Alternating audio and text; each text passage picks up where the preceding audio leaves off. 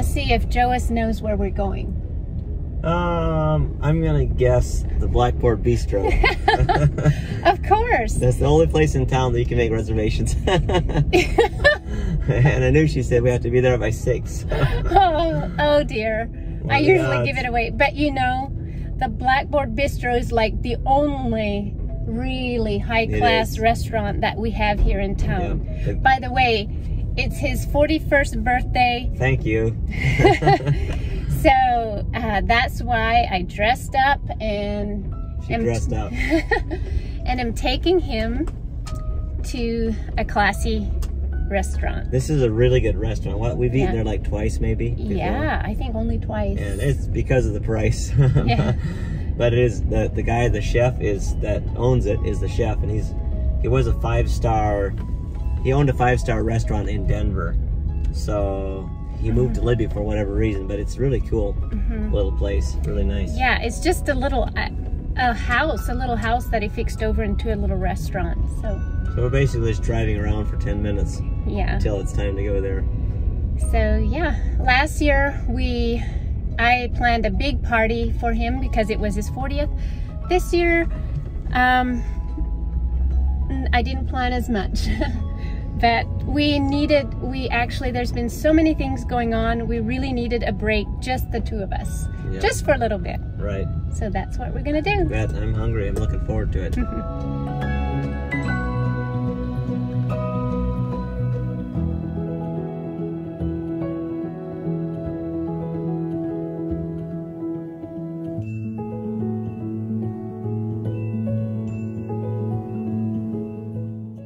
Hey guys, welcome to Montana Haven. And if this is your first time watching, I'm Joas. And I'm Priscilla. And we just want to say welcome. We want to welcome you to our channel. And now, as you noticed, we were at an amazing place for dinner. It's for this little town of Libby, Montana. It's really cool. It is. And we had a really, really expensive and delicious dinner, which my dear sweetheart paid for.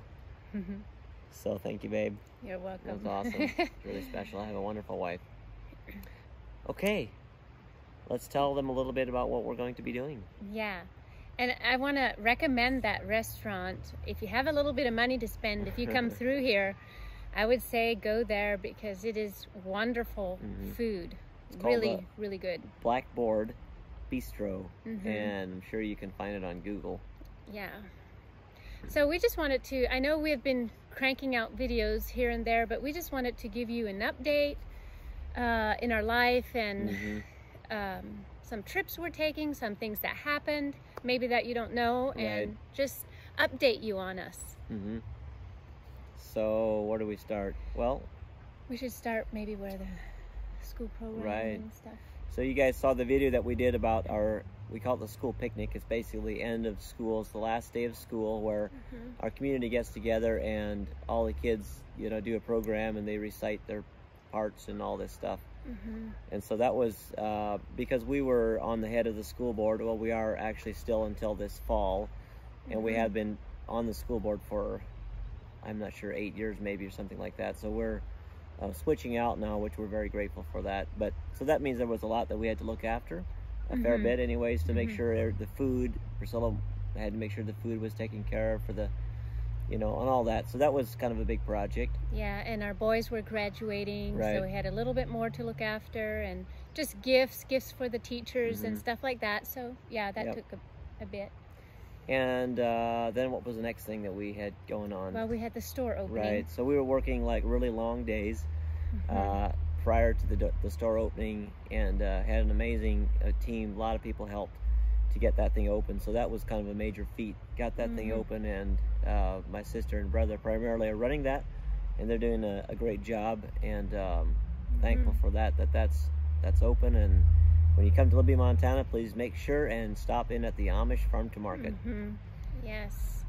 And then next, right after that, we had to get ready for the auction. And if you've never had an Amish school auction like we do, it's a tremendous amount of work, but it's a lot, a lot of us work together and help each other. So but still, that's So if you hear the music, it's because you hear like this vehicle going by, because we are at a park kind of here in town, and every once in a while somebody drives past, so that's what that was all about. Yeah, we're sitting here by the Kootenai River. I don't know if, can they see it? Yeah. So it's beautiful here. But yeah. The auction. Yeah. So there was just a lot of hands on deck there, and we just you know, it was a lot of work. And so, and then just a couple days after that. Well, if you haven't seen the auction video, go back. It was the video, 2 videos before this one. So, or a couple anyways. Yeah. It's one of our recent videos. It's called the Amish auction. Go back and check it out. Yeah. It's a lot of fun. And then just a couple days after the auction was done, we had what you call discipleship training in our community here. It's like a small conference. Yeah. That's what it was. Yep. We had quite a few different couples from out of state, you know, coming here, and it was for like 6 days or nights. We started hosting on Tuesday, and they left on Sunday. Yeah. So early Monday morning. Yeah, it was really wonderful. It was a great time, fantastic, amazing. We loved it. We really connected with our couple that was with us, and plus we had some people downstairs in our basement. So I made dinners every evening, but yeah, it was another community event where we were just going every day, you know, doing things, and so it was just, and in that week, which was just last week, right? Right. Quite a few things happened that was just not fun, and so the Thursday before the auction, was that the first thing that happened? Ethan and McKendall. Oh no, so about 4 days before the auction, or 5 days or something like that. Actually, it was maybe on a Sunday evening, and the auction was on a Saturday. But anyway, about a week or 5 to 6 days before that, Priscilla's sister Emily and her husband Michael were at our house, and their family, and the kids went. We have a rope swing, and they were swinging on the rope swing, and I guess they weren't using it. It was probably our kids that showed them how to do that, but they were swinging on it with their hands, holding onto it with their hands and swinging out. Anyways, and there's kind of a slope there. Yeah, so they swing way out, but they were kind of doing this thing, and anyways, Kendall happened to let loose of the swing, and he fell down, and he broke both his wrists. Yeah, it was scary. The boys came dragging him up, and well, he was walking. Yeah, he was walking, but they were shock. helping him. Yeah, and his wrists were both just, you know, bent awkwardly, and yeah, it was. I felt so bad for the poor little, my poor little nephew. So I said, get in the car and I'll drive, and I just flew as fast as I could to the ER. On the way there was deer crossing the road, and I didn't want to slow down or swerve because every bump hurt him, or, you know, any braking or whatever. So I just basically kept driving and hit the deer, smacked it, flew through the air, and I kept driving. The vehicle didn't stop, the airbags didn't go off or anything. Yeah. So anyways, but Kendall's doing good. He had to have an operation now on his one hand because it wouldn't heal properly. Yeah, put some screws in that they will later take out. Right. So, and then 2 days before the auction, Ethan was making things for the auction, and the disc sander slipped, and I kept telling them that's the most dangerous tool that we have is disc sander. Well, it slipped, and it kicked back, and it sliced his knee, right above his knee, pretty good. So we went in, and it was okay. I mean, it wasn't like life-threatening or anything, but they had to stitch him up pretty good. Yeah. And then what? And then just last week when we were having this conference, my brother Benjamin, he was involved with it, but was it the second evening? Yeah, the second evening of the conference, we got a message that he's being rushed to the hospital because of he had this infection in his knee that just bulged out. He had and by evening he was completely feverish and shaking, and they immediately took him in. My brother took him in. My other brother took Benjamin in, and I guess it was pretty scary. They said he might have sepsis, which I don't know. Sepsis, yeah. which his body's basically kind of like fighting against itself. So yeah. So he was in the hospital for quite a few days. They did surgery on his knee. They took him to Kalispell, an hour and a half away from here, and so that we were really praying for him because it was a little bit scary. We didn't know how he was going to do, or if he was going to pull through. So right. He was pretty sick. Anyway, I talked with him yesterday. You could tell he's been very sick. He's home now for a couple days, and he's recuperating, but the poison really got him, and it's going to take him a bit to get totally better. Yeah. So they got 4 or 5 children, I guess. Yeah, and he had this big, long line on his knee that stapled shut from the operation, and still pretty sick, you can tell. Yeah. Just this last Monday, after all the meetings, it was the next day after all the meetings. The next morning, we were just, Joas had gone to work, and me and the children were just around the table still, eating breakfast, and Chloe and Wyatt were playing with our bench that is beside the table. Trying to fix something on it. Yeah, trying to fix something on the leg. And all of a sudden the bench like flipped, and it somehow hit Chloe's big toe, and it literally busted it open, and the top part of her big toe like literally sliced, like busted open and like flipped over, and it was so traumatic. awful. I started shaking when I saw it, and for some reason we didn't have a vehicle there. So the boys, I got one of the boys to immediately call Joas, and he came rushing home, and we ran her into the hospital. And so she's recuperating. That was pretty bad. I mean, at least it was just her toe. Yeah. And for 3 or so days, she was just laid up on the couch with her foot up. But she's actually hopping around now, so it's healing. Yeah. So we're so thankful for that. Actually, one day, there was 3 of us siblings that were in the hospital. It was Monday. We were in with Chloe.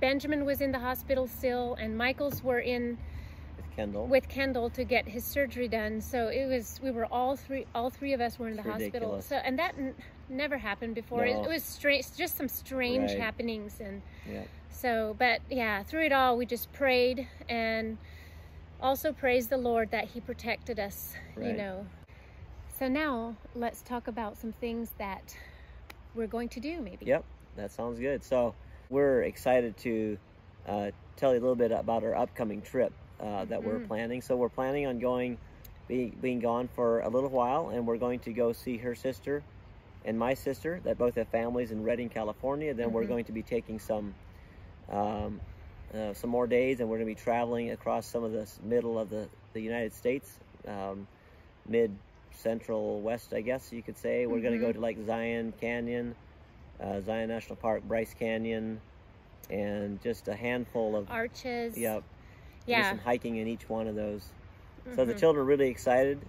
Priscilla and I are pretty excited, except there's going to be a lot of driving. So, and we're a normal family, when are we going to get there? And so Priscilla's doing a good job trying to schedule, okay, you have this time slot for like, you can read, and then this time slot we'll listen to a story, and then this time slot, something else. We can have some snacks, and then maybe watch a movie. Right. So, yeah, just so that they know that there's not whining and bickering going on. Right.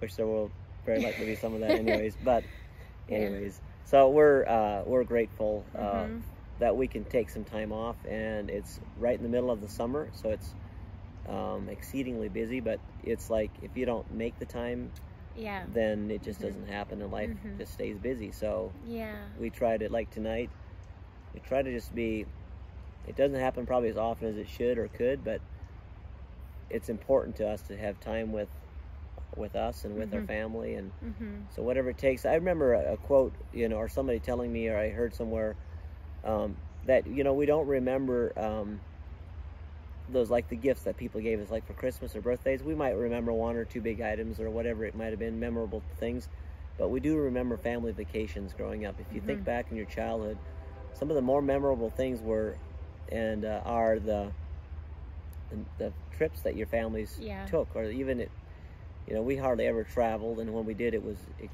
extremely, you know, memorable. So that's what we want to do, is, you know, take trips with the family. Yeah, and we were actually gonna go yesterday. Today. Oh, today. Yeah, yes, this morning. today. But because of Chloe, we decided to put it off for a little bit. So She won't be able to really walk for another week. So Yeah. we want to do a lot of hiking in each of these parks, and so it just wouldn't work out very well to have her not be able to walk. Right. Yep. Yeah. Oh, so say one more, the next thing that we might do this later.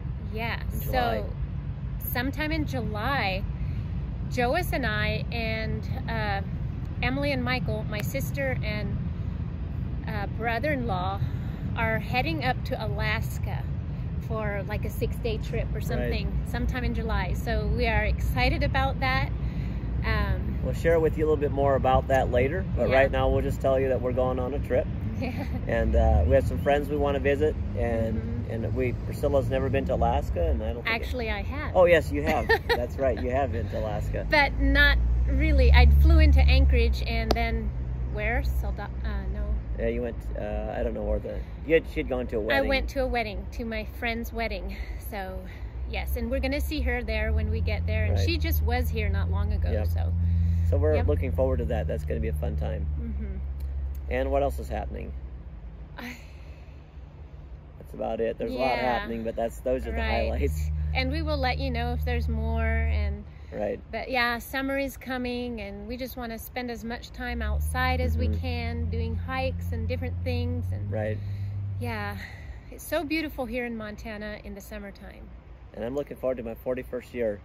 You know, I got to tell you this is really cool. My dad moved to Montana when he was 41, so the same age I am now.